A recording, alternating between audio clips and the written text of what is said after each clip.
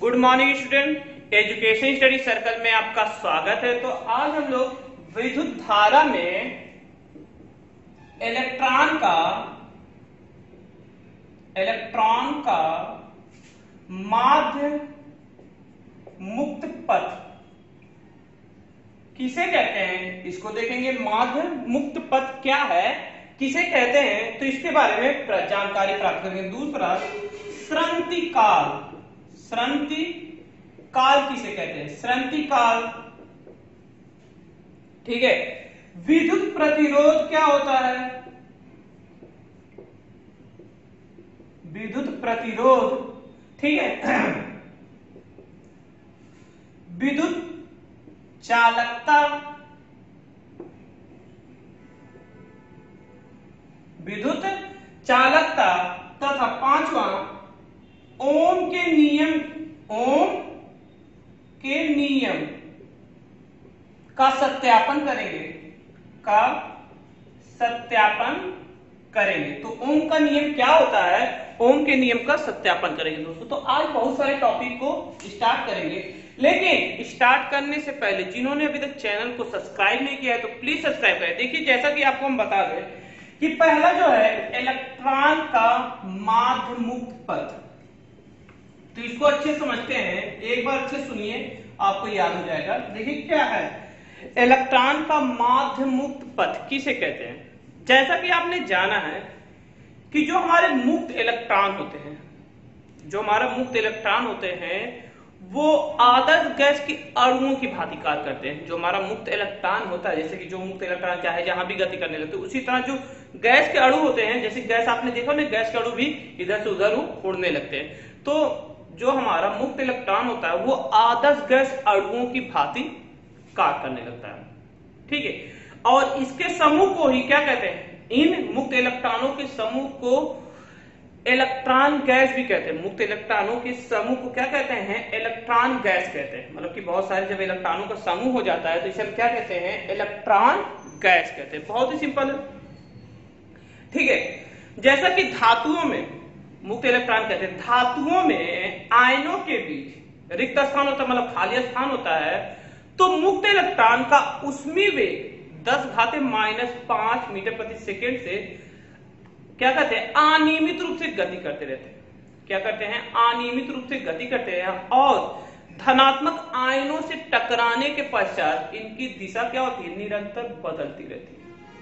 इनकी दिशा क्या होती है, निरंतर बदलती रहती है। मतलब आयनों के सिर्फ धन आयनों से टकराने के पश्चात क्या होता है, धन आयनों से टकराते रहते हैं, निरंतर टकराते रहते हैं, जिसके कारण इनकी दिशा निरंतर टकराते हैं और इनकी दिशा क्या होती है, निरंतर बदलती रहती है। सिंपल सा देखिए, स्टेप बाय स्टेप निरंतर बदलती रहती है। तो मुक्त इलेक्ट्रॉनों के टक्करों, मतलब मुक्त इलेक्ट्रॉनों के टक्करों के बीच की दूरी, मतलब मुक्त इलेक्ट्रॉनों के टक्करों के बीच की दूरी, मुक्त इलेक्ट्रॉनों के टक्करों के बीच की माध्य दूरी को ही हम क्या कहते हैं, मुक्त इलेक्ट्रॉनों के टक्करों के माध्य दूरी को, बीच की माध्य दूरी को ही हम क्या कहते हैं, इलेक्ट्रॉन का माध्य मुक्त स्थान कहते हैं। इलेक्ट्रॉन का माध्य मुक्त स्थान कहते हैं। मतलब सिंपल समझिए, देखिए क्या है, जैसे ये टॉपिक इसे कहते हैं। जैसा कि हम जानते हैं जो मुक्त इलेक्ट्रॉन होते हैं, हमारे मुक्त इलेक्ट्रॉन एक ही परिभाषा देखिए अच्छे से। मुक्त इलेक्ट्रॉन होते हैं वो आदर्श गैस अणुओं की भांति कार्य करते हैं। आदर्श गैस के अणुओं की भांति कार्य करते हैं।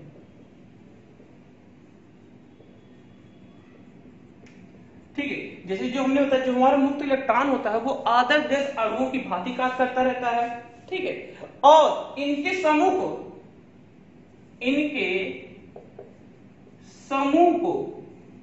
क्या कहते हैं, इलेक्ट्रॉन गैस कहते हैं।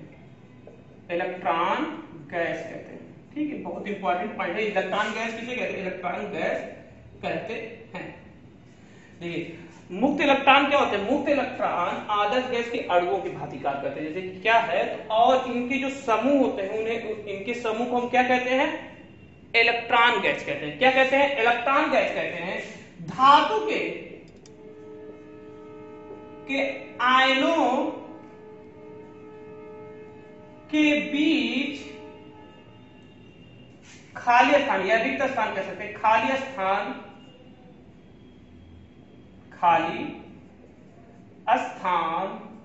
में मुक्त इलेक्ट्रॉन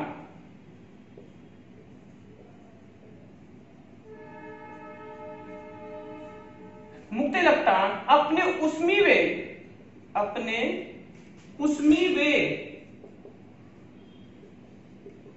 कितना होता है 10⁻⁵ मीटर कोटि क्या होता है। उष्मीय वेग से क्या करते हैं, अनियमित रूप से गति करते रहते हैं, अनियमित रूप से गतिमान होते हैं। ठीक, एकदम सिंपल है। तो गतिमान होते हैं, फिर गतिमान जब होते हैं तो ये आयनों से क्या होते हैं, धनात्मक आयनों से। तो धातुओं के आयनों के बीच खाली स्थान में मुक्त इलेक्ट्रॉन क्या करते हैं, अपने उष्मीय वेग मतलब यू से क्या करते हैं, अनियमित रूप से गतिमान होते हैं। अनियमित रूप से गतिमान होते हैं जो धन आयनों से टकराते रहते हैं, जिससे उनकी दिशा लगातार क्या होती रहती, परिवर्तित दिशा लगातार बदलती रहती है, परिवर्तित होती रहती है मतलब बदलती रहती है। ठीक है, जिसके कारण इनकी दिशा क्या होती है, लगातार बदलती रहती है। तो मुक्त इलेक्ट्रॉनों के टक्करों के बीच की दूरी, तो मुक्त इलेक्ट्रॉन सिंपल सा एक बार पढ़िए, मुक्त इलेक्ट्रॉन के बीच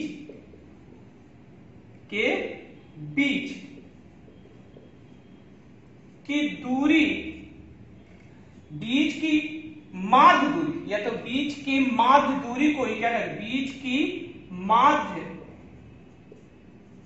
दूरी को क्या कहते हैं, इलेक्ट्रॉन का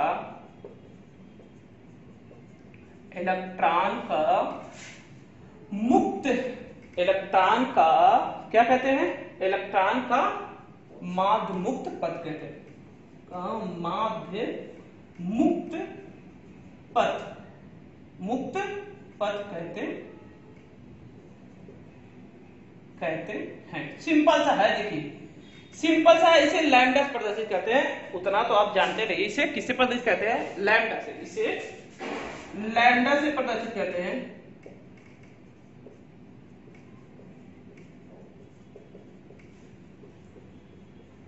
ठीक है, माध्य पथ को किससे प्रदर्शित करते हैं, लैम्डा प्रदर्शित करते हैं। सिंपल सा एक बार फिर से पढ़िए, देखिए जो हमारे मुक्त इलेक्ट्रॉन होते हैं वो आदर्श गैस के अणुओं की भांति कार्य करते हैं, आदर्श गैस के अणुओं की भांति कार्य करते हैं, और इनके समूह को ही हम क्या कहते हैं, इलेक्ट्रॉन गैस कहते हैं। इनके समूह की मतलब कि मुक्त इलेक्ट्रॉनों के समूह को क्या कहते हैं, इलेक्ट्रॉन गैस कहते हैं। जैसे कि धातुओं के आयनों के बीच खाली स्थान, धातुओं के आयनों के बीच खाली स्थान होता है, तो उन खाली स्थानों में क्या करते हैं, जो मुक्त इलेक्ट्रॉन होते हैं वो अपने उष्मीय वेग U, जो ये हमारा U है, उष्मीय वेग U 10⁻⁵ मीटर के अनियमित रूप से गति करते रहते हैं, और जो धन आयनों से क्या रहते हैं, टकराते रहते हैं, जिसके कारण इनकी दिशा निरंतर बदलती रहती है। इनकी दिशा क्या होती है, निरंतर बदलती रहती है। तो इलेक्ट्रॉनों के मतलब मुक्त इलेक्ट्रॉनों के टक्करों के बीच, टक्करों यहां पे ना लिखे, टक्करों के बीच की माध्य दूरी को ही हम क्या कहते हैं, माध्य दूरी को इलेक्ट्रॉन का मुक्त माध्य पथ कहते हैं। ठीक है, इसे लैम्डा से प्रदर्शित करते हैं। ठीक है, तो मुक्त इलेक्ट्रॉनों के देखिए यहां पे मुक्त इलेक्ट्रॉनों के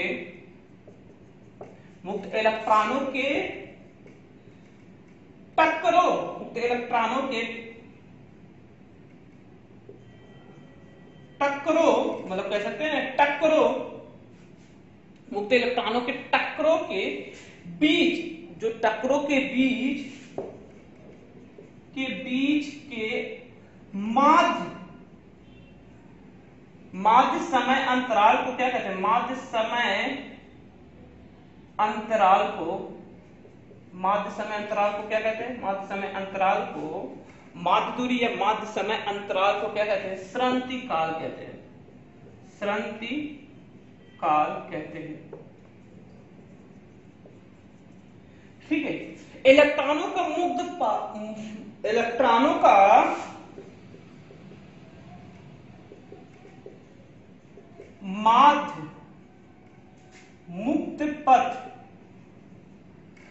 मुक्त पथ 10⁻⁹ मीटर कोटि का होता है। कितने का होता है? 10⁻⁹ मीटर कोटि का होता है। यदि देखिए विभवांतर की, देखिए ये तो एकदम सिंपल है। देखिए विभवांतर की अनुपस्थिति में, देखिए तो कुछ और भी चाहिए। विभवांतर की अनुपस्थिति में मुक्त इलेक्ट्रॉनों का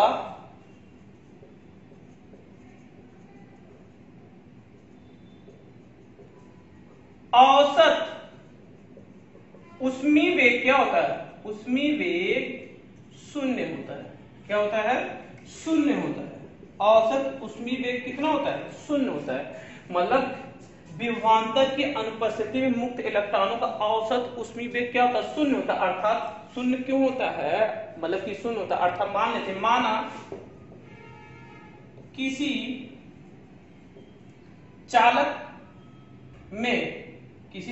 में इलेक्ट्रॉनों की संख्या n है तथा उनका वेग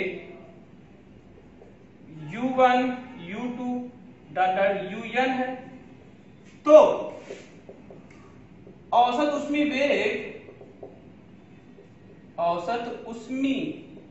वेग कितना हो जाएगा? औसत जो ऊष्मीय वेग होगा हमारा v क्या हो जाएगा? u1 plus u2 plus un बराबर n बराबर कितना होता है? 0 के बराबर होता है। तो इससे क्या मतलब है कि यदि विभवांतर की उपस्थिति, मतलब कि अनुपस्थिति में, विभवांतर की अनुपस्थिति में मुक्त इलेक्ट्रॉन अनियमित रूप से गति करते हैं, लेकिन वो उष्मा धारा का प्रवाह नहीं होता, लेकिन उसमें उष्मा का धारा का प्रवाह नहीं होता। विभवांतर की अनुपस्थिति में मुक्त इलेक्ट्रॉन क्या करते हैं? अनियमित रूप से गति करते रहते हैं, लेकिन उसमें उष्मा का प्रवाह, या कह सकते हैं वैद्युत धारा का प्रवाह नहीं होता। वैद्युत धारा का प्रवाह नहीं होता। तो नोट करके लिख लीजिए, जैसा कि हम बता दे रहे हैं। इसको आपको समझ में आया होगा मुक्त इलेक्ट्रॉन किसे कहते हैं। बहुत ही सिंपल है। अभी इसको और देखिएगा, जैसे कि कुछ नोट कर लीजिए। क्या देखिए, विभवांतर की अर्थात इससे क्या लिखा? विभवांतर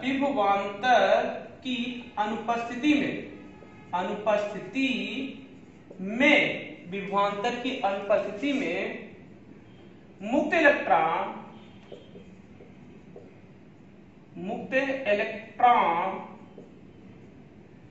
अनियमित रूप से गति करते हैं। अनियमित रूप से गति करते हैं, लेकिन उनमें वैद्युत धारा का प्रवाह नहीं होता है। सिंपल सा एकदम लॉजिक है। ठीक है, जैसे कि हमने बताया, एक बार अगर हम रिवीजन करें, देखिए क्या है कि इलेक्ट्रॉनों का माध्य मुक्त पथ, जैसे कि हमने बताया कि जो हमारे मुक्त इलेक्ट्रॉन होते हैं वो आदर्श गैस अणुओं की भांति कार्य करते हैं। किसके भांति कार्य करते हैं? और इनके समूह को ही हम क्या कहते हैं? मुक्त, मतलब इलेक्ट्रॉन गैस कहते हैं। मुक्त इलेक्ट्रॉन गैस, एक तरीके से कह सकते हैं इलेक्ट्रॉन गैस कहते हैं। क्या कहते हैं? इनके समूह, मुक्त इलेक्ट्रॉनों के समूह क्या कहते हैं? इलेक्ट्रॉन गैस कहते हैं। ठीक है। धातु के आयनों के बीच खाली स्थान में, धातु के आयनों के बीच के खाली स्थान में क्या करते हैं? ये मुक्त इलेक्ट्रॉन अपनी ऊष्मीय वेग u 10⁻⁵ के वेग से क्या रहते हैं? गतिमान रहते हैं, गति करते रहते हैं। और धनात्मक आयनों से टकराते रहते हैं, जिसके कारण इनकी दिशा निरंतर क्या हो रहती है, परिवर्तित होती रहती है, मतलब बदलती रहती है, निरंतर बदलती रहती है। तो मुक्त इलेक्ट्रॉनों के टक्करों के बीच, मुक्त इलेक्ट्रॉनों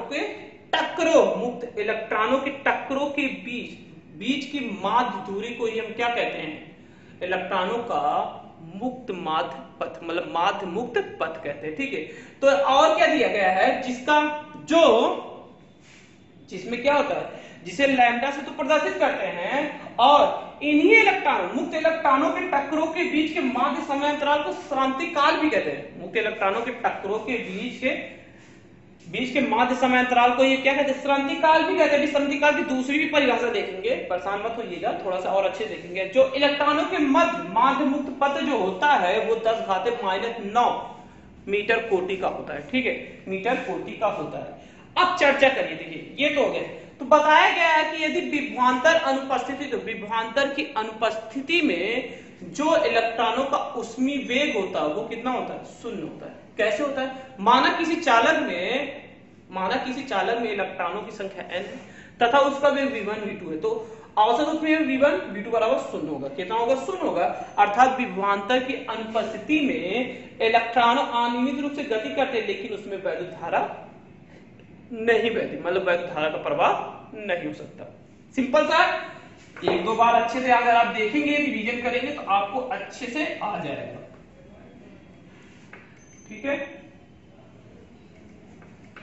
आगे चलते हैं, देखेंगे। बहुत ही सिंपल सा था ये परिभाषा, इसको आप याद रखे रहेंगे। इसमें 3 परिभाषा हमने बताया, इलेक्ट्रॉन गैस, इलेक्ट्रॉनों का माध्य मुक्त पथ और श्रृंखला काल, 3 प्रकार की परिभाषा और कुछ विशेष भी चीजें बताया कि विभवांतर की अनुपस्थिति में कभी वैद्युत धारा प्रवाहित नहीं होती। ये ध्यान में आप रखिएगा।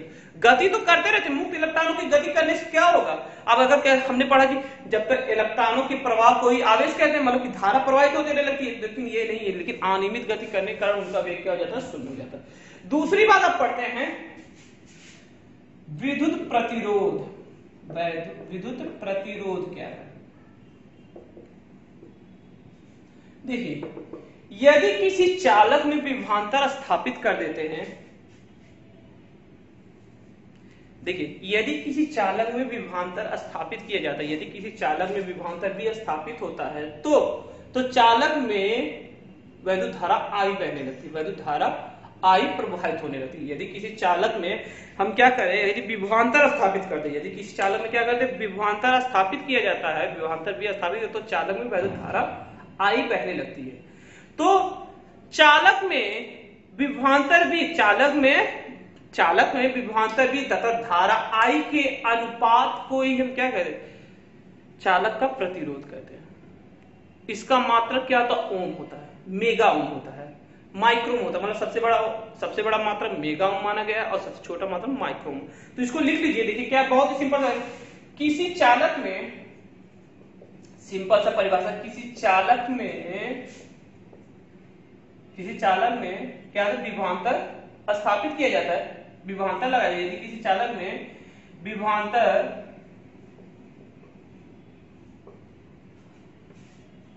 लगाया जाता है या स्थापित किया जाता है, यदि किसी चालक में विभवांतर स्थापित किया जाता है, तो चालक में धारा I बहने लगती है। यदि किसी चालक में विभवांतर भी स्थापित किया जाता है तो धारा क्या होती है, तो चालक में धारा I बहने लगती है। चालक में लगाए गए विभवांतर V तथा धारा I के अनुपात को ही विद्युत प्रतिरोध कहते हैं। क्या कहते हैं, विद्युत प्रतिरोध कहते हैं, विद्युत प्रतिरोध कहते हैं। प्रतिरोध, सिंपल सा प्रतिरोध कहते हैं। अर्थात R बराबर होता है V/I। R बराबर क्या होता है, V/I। इसका मात्रक क्या होता है, इसका मात्रक ओम होता है। क्या होता है, ओम होता है। ठीक है, बड़े मात्रक मेगा ओम होता है, अर्थात 10⁻6 मीटर। ठीक है, छोटे मात्रक में माइक्रोम होता है। क्या होता है? माइक्रोम, अर्थात क्या होता है? माइक्रोम मतलब 10⁻6 मीटर। ठीक है, 10⁻6 मीटर। ठीक है, मेगा ओम, इसका मात्रक क्या होता है? ओम होता है, 10⁻6 ओम। इसको कह सकते हैं ओम लिख सकते हैं, मीटर ना लिखे ओम लिखेंगे। ठीक है, माइक्रोम ओम रहेगा। ठीक, ये हो जाएगा आपका सिंपल सा मात्रक। और अगर इसमें देखें, जैसे कि विभवांतर को अगर हम बदलेंगे, विभवांतर और एम्पियर को बदलेंगे, तो इसका आता है केजी। जैसे एक अन्य मात्रक kg metre square second minus Q और एम्पियर -2 होता है, ये होता है। ठीक है, ये भी ध्यान में रखिएगा, कभी कभी अगर दे दे तो ये इसका मात्रक होता है, इसका प्रतिरोध का, मतलब कि किग्रा मीटर स्क्वायर सेकेंड, किग्रा मीटर -2 सेकेंड -2 और एम्पियर -2 होता है, क्यूब -2 होता है।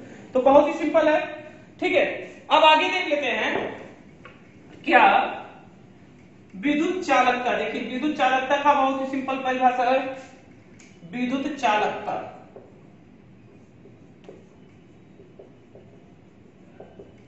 विद्युत चालकता किसे कहते हैं? कि विद्युत प्रतिरोध के व्युत्क्रम को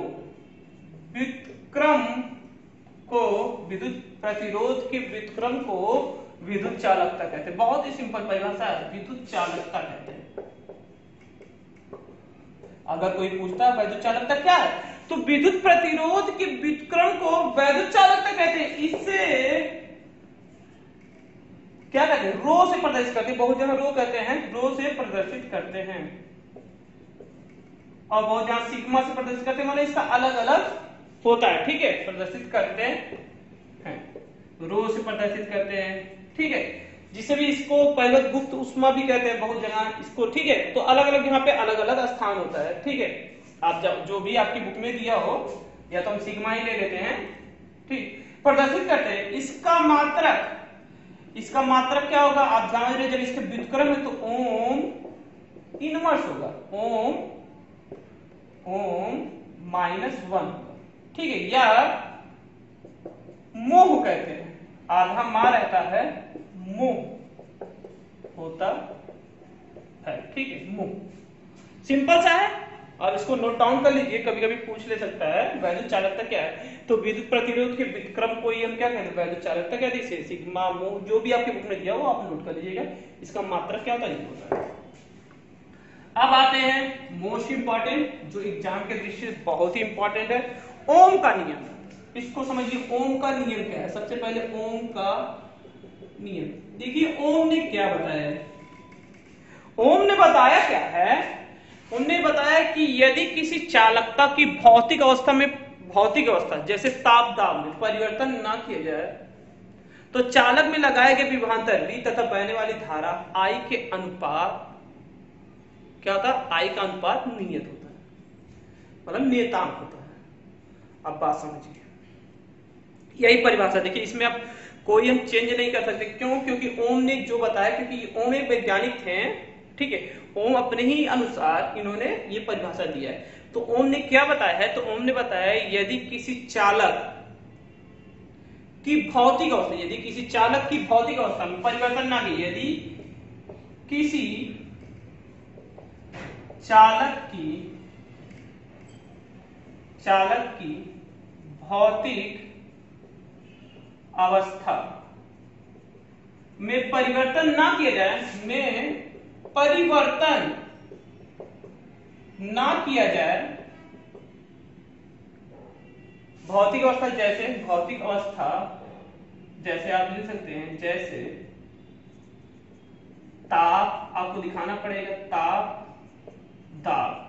ठीक है, ताप दाब, जैसे ताप दाब में परिवर्तन ना किया जाए, तो चालक में लगाए गए विभवांतर V तथा प्रवाहित धारा I का अनुपात नियत रहता है। अनुपात क्या रहता है? नियत रहता है। अर्थात अगर हम ले तो V अपान I बराबर नियतांक बराबर R, जिसे हम दिखाते हैं। ठीक है, नियतांक। ठीक है, किसी चालक में देखिए ओम के नियम के अनुसार मतलब चालक में लगाए गए विभवांतर V तथा धारा I का ग्राफ क्या होता है? I का ग्राफ सरल रेखीय होता है। किसी धातु के लिए क्या होता है? सरल रेखीय होता है। सरल रेखीय होता है, मतलब एक सरल रेखा होता है। अर्थात इसका फिगर क्या होता है? जैसे ये आपका ये इस दिशा में जाएगा, I इस दिशा में जाएगा, तो ये जो धातु है ये, ठीक है, तो ये होता है एक सरल रेखा में होता है। तो ये फिगर भी आप बना सकते हैं, फिगर भी बना लेंगे तो ठीक रहेगा। अब आते हैं ओम के नियम का निगमन देखेंगे। यहां तक क्लियर है? तो क्या है ओम का नियम? यदि किसी चालक की भौतिक अवस्था जैसे ताप में परिवर्तन ना किया जाए तो चालक में लगाया गया विभवांतर V तथा प्रवाहित धारा I तथा चालक में प्रवाहित धारा I का अनुपात नियत रहता है, अर्थात V अपान I बराबर नियत बराबर R होता है। ठीक है, तो जैसे कि चालक में लगाए गए विभवांतर V तथा धारा I का ग्राफ किसी भी धातु के लिए एक सरल रेखी में होता है, जैसे कि आपको फिगर हमने बना दिया। ठीक है, V और I का। आगे चलें, इसका सत्यापन देखते हैं। ओम के नियम का सत्यापन। देखिए इसमें कई सारे निगमन हैं। एक निगमन में हम बहुत सारे निगमन की बात चर्चा करेंगे। देखिए एक निगमन में इतने सारे निगमन है, कहने वाली बात नहीं। ओम के नियम, क्योंकि एग्जाम में बहुत तरीके से घुमा घुमा के क्वेश्चन देता है। अगर आप 12th की तैयारी कर रहे हैं और क्वेश्चन पेपर पिछले साल का उठाएंगे तो ओम के नियम के सत्यापन में इतने सारे घुमा के पैटर्न दे रहा है कि मतलब कि उसमें अफवाह वेग संतिकाल के ब्रिज कह रहा है, संबंध स्थापित कर, मतलब ऐसे मतलब अभी अभी जैसे जैसे हम लोग सॉल्व करेंगे वैसे हम बताते भी रहेंगे।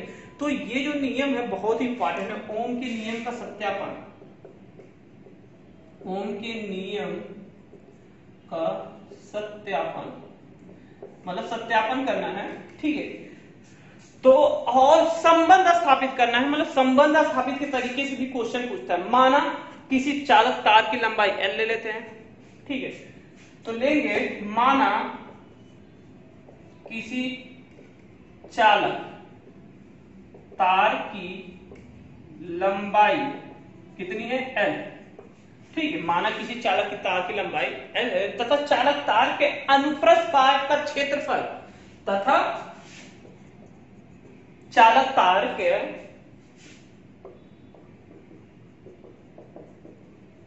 अनुप्रस्थ परिच्छेद का क्षेत्रफल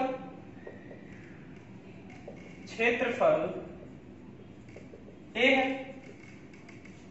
ठीक है, तो चालक में लगाए गए विभवांतर V, यदि चालक में भी विभवांतर लगाया, चालक में लगाया गया विभवांतर V है,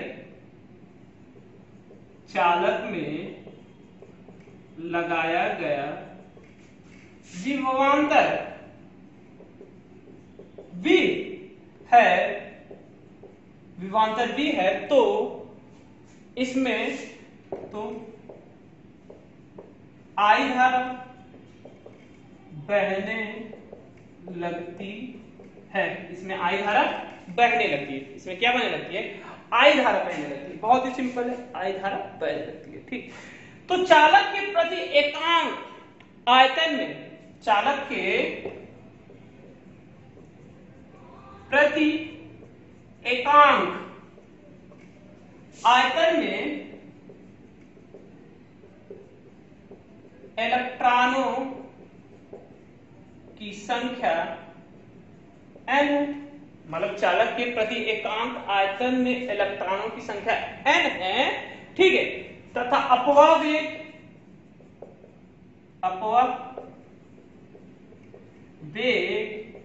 vd तथा आवेश E हो तो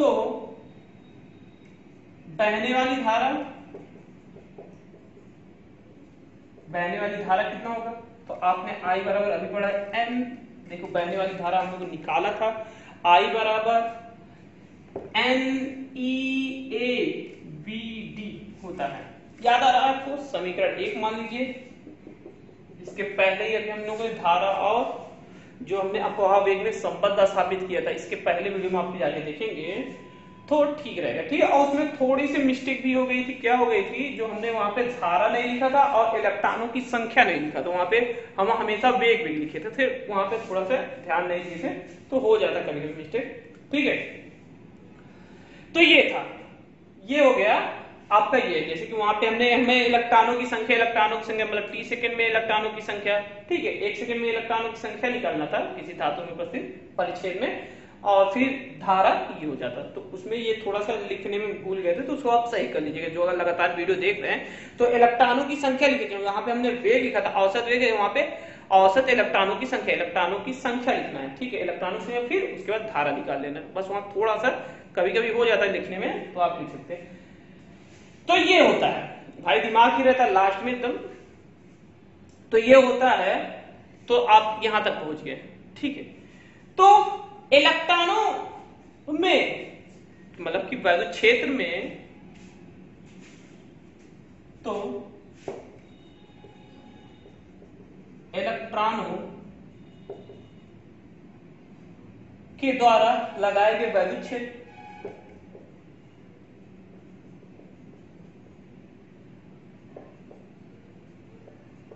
विद्युत क्षेत्र कितना होगा? वैद्युत क्षेत्र लगाए गए प्रत्येक बिंदु पे इलेक्ट्रॉनों द्वारा लगाए गए प्रत्येक बिंदु वैद्युत क्षेत्र E बराबर क्या हो जाता है? आपने पढ़ा है E बराबर V अपान L होता है, ठीक है। E बराबर क्या होता है? V अपान L होता है। तथा वैद्युत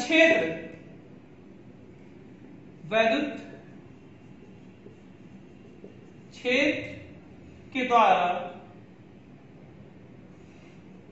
कार्य करने वाला बल F हो तो F बराबर क्या हो जाता है? तो Q E होता है, तो यहाँ पे E हो जाएगा, E का मान रख देंगे, E का मान क्या है? EV अपान L, ठीक है।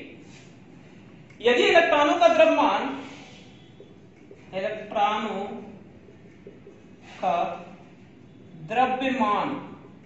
कितना है? m है, इलेक्ट्रॉनों की संख्या का द्रव्यमान, इलेक्ट्रॉनों का द्रव्यमान m है, तो लगने वाले इलेक्ट्रॉनों पर बल लगने से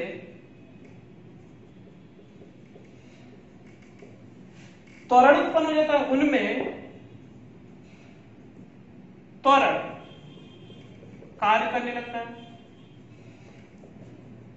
लगता तो त्वरण कार्य करने लगता है। यहां से थोड़ा देख लीजिए कितना हो जाएगा, जैसे F बराबर हमने पढ़ा है M में, तो अल्फा यहां पे लिख लीजिए, M में यहाँ अल्फा बराबर क्या हो जाएगा? F अपान M।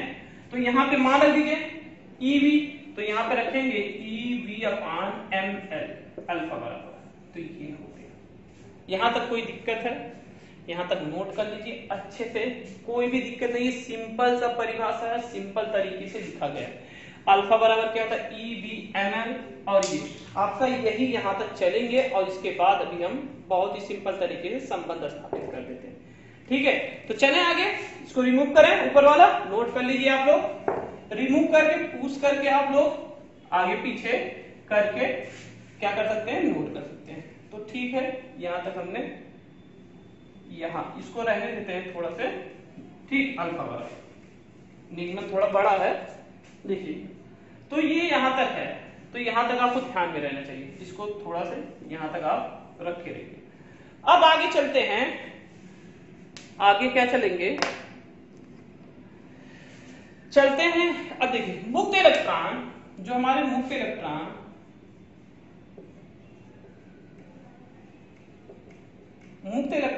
अनियमित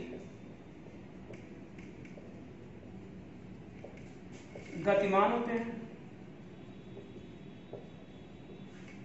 मान होते हैं, गतिमान होते हैं। मुक्त इलेक्ट्रॉन अनियमित रूप से क्या होते हैं, गतिमान होते हैं तथा मुक्त इलेक्ट्रॉन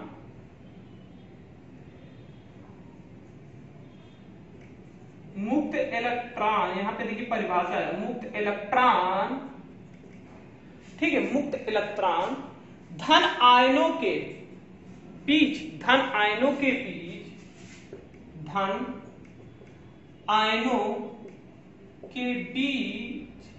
क्रमागत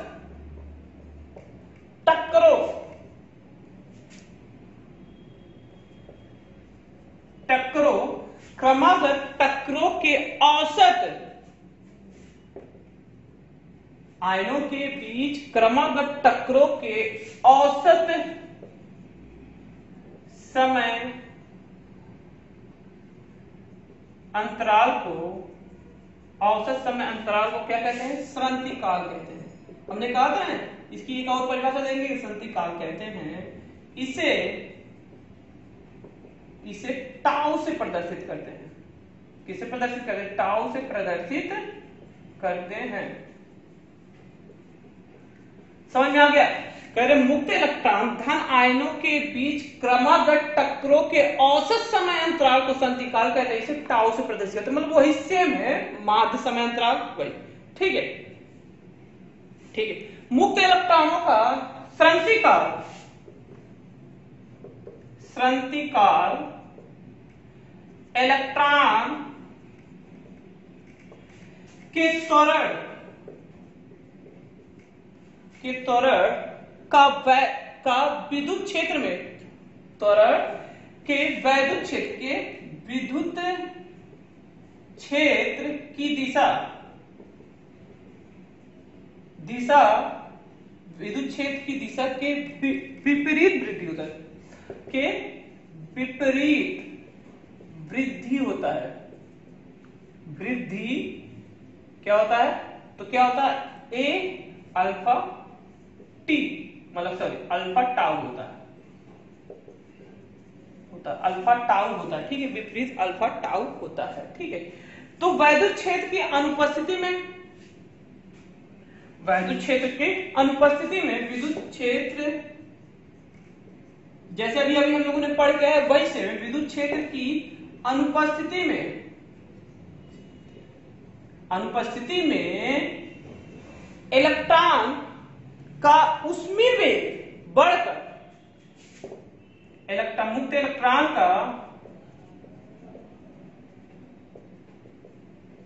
का ऊष्मीय वेग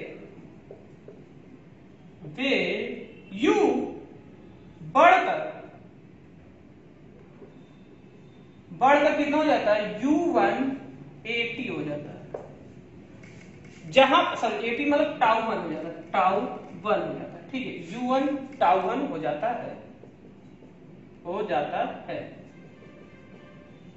जहां पर टाउ 1 इलेक्ट्रॉनों का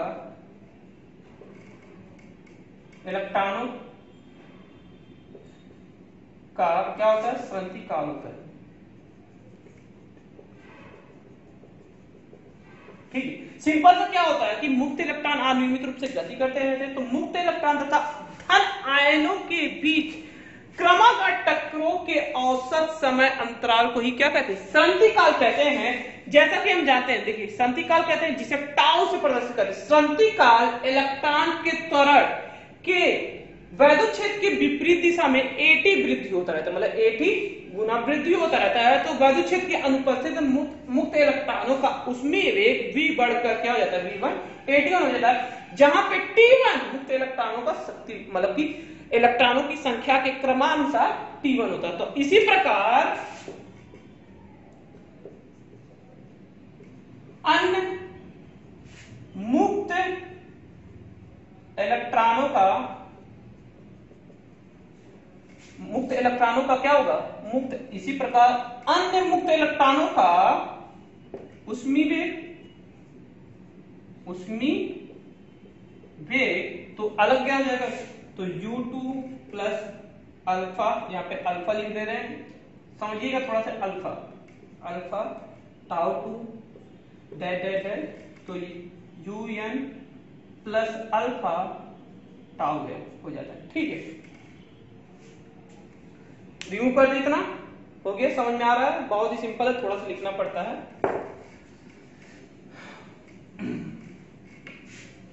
निगमन थोड़ा बड़ा है, थोड़ा लिखना पड़ता है, इसमें लिख के आपको समझना पड़ेगा। ठीक है, इसको थोड़ा रखें इसलिए क्योंकि इसका काम है। तो देखिए अब क्या हो जाएगा, तो अपवाह वेग बराबर, तो अपवाह वेग VD हो तो VD बराबर क्या हो जाएगा, तो क्या हो जाएगा U, मतलब औसत क्या हो जाएगा आपका U1 plus alpha T tau, यहाँ पे टाउ ये T1 क्वेश्चन में, plus U2 plus alpha tau two dash dash dash क्या हो जाएगा U1 plus alpha tau n upon क्या हो जाएगा, इलेक्ट्रॉनों की संख्या कितनी है, n। ठीक है, इलेक्ट्रॉनों की संख्या n, तो इसको अलग अलग कर लें, VD बराबर क्या हो जाएगा U1 plus U2 plus dash dash U1 हो जाएगा अपान n। और इसका मान आप लोग जान ही रहे हैं क्या होता है, टाउ 1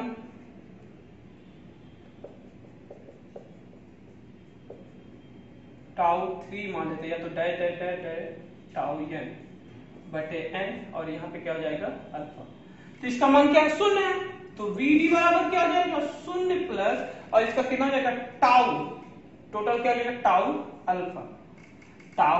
अल्फा, मतलब कि n की संख्या क्या हो जाएगी, n से n कर तो टाउ अल्फा हो जाएगा, अर्थात VD बराबर कितना आया, तो VD बराबर टाउ अल्फा, ये हो जाएगा।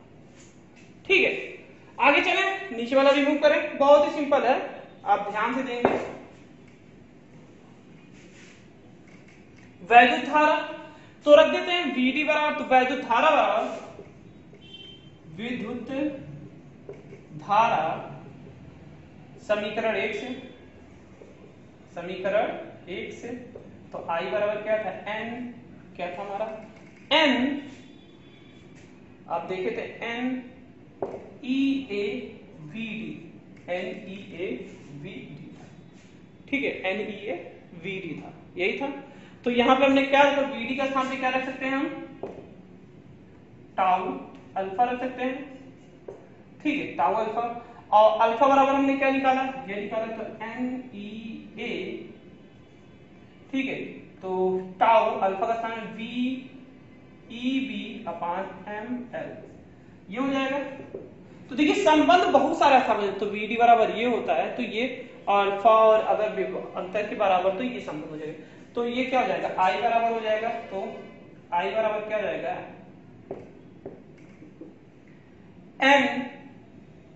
n देखिए यहाँ पे E² A tau V upon ML, ठीक है, ये हो जाएगा।